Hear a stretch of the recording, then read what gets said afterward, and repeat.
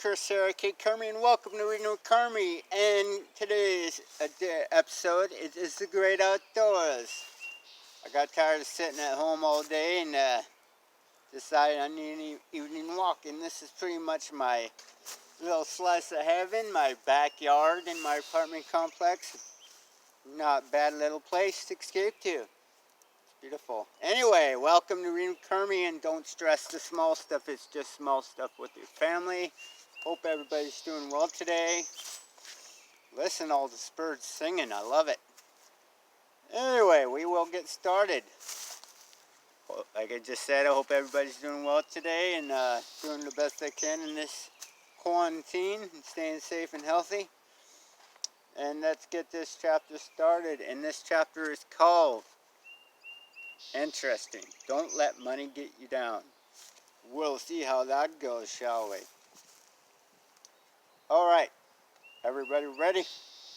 Let's face it, most of us don't feel as though we have enough money to do the things we would really like to do. Travel, fix up our homes, or buy the things we want or need. Indeed, the question doesn't seem to be whether or not we have the money we feel we need, but what we are going to do with it. This fact of life, to a large degree, the way we choose to look at this issue will affect the overall quality of our life at home. At times it's tempting, and I've done this too, to spend more time complaining about how little money we have and using it as an excuse to have any fun than going out and having fun with the money we do have. We dream about the special vacations we might or might not even ever get to take, or the larger apartment we'd like to move into, but fail to do the smaller, yet equally enjoyable things that we can afford to do, or make the best of the apartment we already have. I have a good friend who has very limited amount of money. It's amazing to me all that he has been able to do given his supply of available resources. He loves to take day trips and is inspired by camping. He has shown me some of the most beautiful photos of places I never knew existed. He has been on some of the most gorgeous hikes imaginable and the most incredible picnics ever. He enjoys rock climbing, flowers, birds, and sea life. He is one of the most inspiring and worldly people I've ever met, yet he rarely leaves the state. He has shown me that in our home state of California, aka here we live in Washington, but that's not the story. Carry on, Chris. You can visit beautiful different places when easy driving distance every weekend, and never visit the same place twice if you don't want to. He chuckles at all the people he knows who have taken out bank loans to travel to exotic places like Europe, but who have never seen a single state park right here at home. I've known my friend for over a decade and never heard him complain once about the lack of money. In my mind, he's one of the wealthiest people on earth. You can take this mindset and apply it to everything else where a lack of money could be seen as an obstacle. You can complain that you can't afford to move to a larger apartment, or that you may never be able to buy your own home, or you can fix up an existing home in creative and inexpensive ways with the budget you already have. You can feel bad that you can't afford to buy your relatives expensive Christmas gifts you like to get them, or you can feel proud of the meal or cookies you make for them, or the beautiful car you took time to pick out.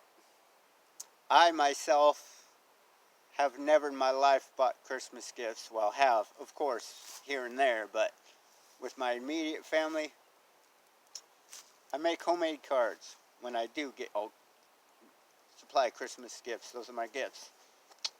Love it. More meaningful too. Carrying on. Or you can feel proud about the cookies and card. Okay. Whenever we think more about what we don't have or can't do than about what we can or... Okay, let me start that over, please. Whenever we think more about what we don't have or can't do than about what we do have or can can do. We create a gap between what we have and what we want. So often this gap is the source of a great deal of stress. You can eliminate this source of stress by taking the decision to stop using the lack of money to justify your unhappiness or boredom. This doesn't mean that you don't want or deserve more, or deserve more, or that you shouldn't try to get more. It merely suggests that in the meantime you enjoy as much as possible at what you already have. You may be surprised if you put more attention on what you can do than what you can't do. One thing's for sure, you're going to have a lot more fun. Well, that was a good reading, wasn't it? I like how I just do that. I just felt inspired. Anyway, yeah, that was good reading. And as you can see, this are the things I like to do. Go out in the woods and go hiking like the book shared. Bring my camera out and take pictures. I've always been that type of person where, yes, I wish I always had more, but never been the type to go on those really expensive vacations or whatever have you, afford that thing or that thing, you know, and I've learned to adapt to what I do have and enjoy those things I have. Yes, there's always wishing and wanting more, but like that book shared, in the meantime, just enjoy what we have, because what we have is just what we have, and that's all there is to it. There's nothing wrong with desiring and wanting more, but don't let that obsess you to leave the moment we have now and what we have. You know, money has been an issue lately, especially since this whole pandemic has begun. First off, you're going to hear my vent for a moment. Hope you guys don't mind. This is Kermie. Anyway, February 12th is when I filed my taxes. I still haven't got that yet. I've been out of work since March 15th due to this pandemic. And it's whatever. And also waiting for my stimulus check. Mom got it, my sister's bragging about it, blah, blah, blah, already buying stuff. And like, I keep checking my card and stuff. But I got to get to that point where I can't let it consume me. I'm like, okay, it's income. It's going to get here when it gets here. As I presumed, earlier today, as a matter of fact, I called H&R Block to ask and see if they knew anything about it. And just like I thought, it was just, you know, IRS and the computer system's just so backed up with everything right now, which is way understandable. So that gives me patience and understanding, you know. And, you know, I do find stuff to do in my life now where obviously I'm not rich. Even when I was working, I was never rich. But rich in here. I have to be happy with myself in here to even enjoy anything, you know. What comes to me will come to me. Who knows? After this pandemic thing, I could be the richest person in the world. We don't know. We don't know what's going to happen tomorrow. And another thing, before I do forget, everybody give themselves a big pat on the back. And you know what? Just saying, okay, I think the last time I worked was March 15th. So we all been in this quarantine for a month now.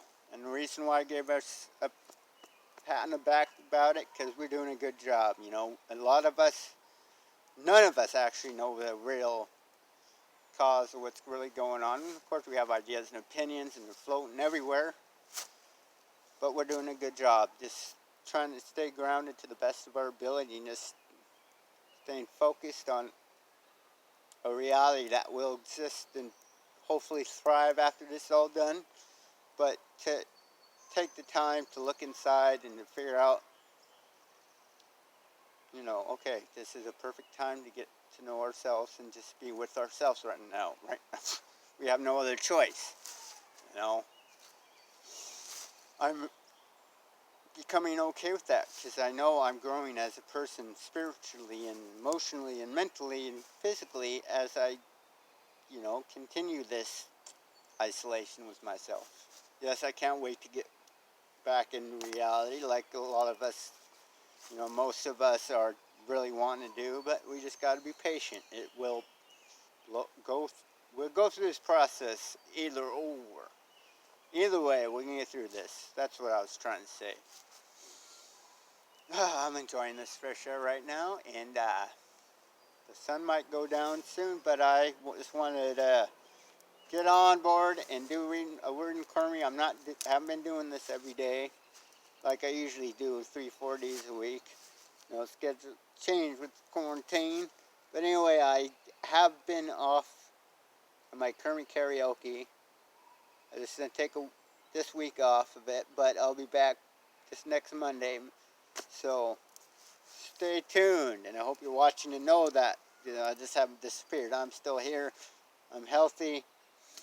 I'm keeping myself grounded and aware, and I hope you guys are too.